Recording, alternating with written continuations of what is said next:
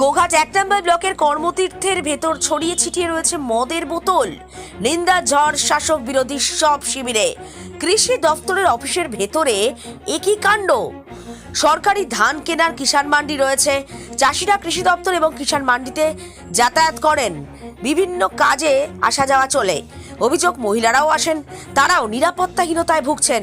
এমনটাই অভিযোগ শাসকদের একাংশের। বিরোধীরাও সরব হয়েছে।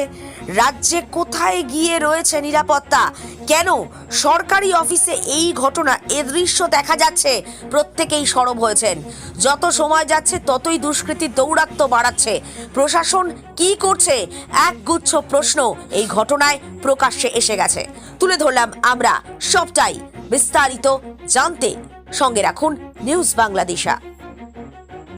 দেখুন, কর্মতীর্থ বর্তমানে যে জায়গাটায় তৈরি হয়েছে, আমাদের বিডিও অফিসের ক্যাম্পাস বা আমাদের যে লাগোয়া এলাকা, সেই লাগোয়া এলাকা এবং ক্যাম্পাস থেকে অনেকটা দূরে, তাই হয়তো সঠিকভাবে আমরা রক্ষণাবেক্ষণ করতে পারিনি। কিন্তু দিনের বেলায় ওখানে আমাদের একটি সরকারি অফিস চলে, যেটা এডি অফিস, এবং বিভিন্ন মহিলারাও থাকে।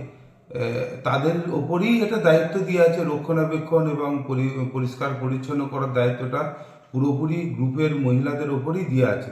হয়তো তাদের নজর এড়িয়েও কোনো দুষ্টু ব্যক্তি এই ঘটনা ঘটাতে পারে। জাস্ট আপনাদের মাধ্যমেই আমরা এটা শুনলাম।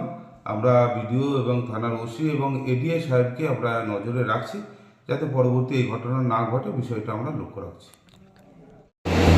দেখুন, সরকারি যে সমস্ত কর্মতীর্থ রয়েছে তাদের মধ্যে সরকারি আধিকারিকরাই থাকেন, এবং সেখানেতে বাইরে থেকে কেউ নিশ্চয়ই মদের বোতল নিয়ে যায় না। তো এই সরকারটা সম্বন্ধে যত বলি কমই বলা হয়।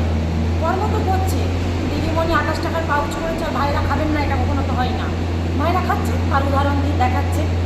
সবথেকে বড় লজ্জা, পশ্চিমবাংলায় কোন সরকারটা মানুষ এনেছে, আজকে কোন সরকারটার জন্য আজকে পশ্চিমবাংলার মানুষ দিকে দিকে কীভাবে নির্যাতিত, কীভাবে নিপীড়িত হচ্ছে। মহিলাদের নামে উনি স্বয়ংবর গোষ্ঠী তৈরি করছেন, আবার সেখানেতেই এত কিছু নোংরা। এ বিষয়ে যত কম বলবো ততই ভালো, কারণ এই সরকারটা হচ্ছে নোংরা, ধান্দাবাজ, একদম যাচ্ছে তাই সরকার। এই সরকারটা সম্বন্ধে যত কম বলবো ততটাই ভালো।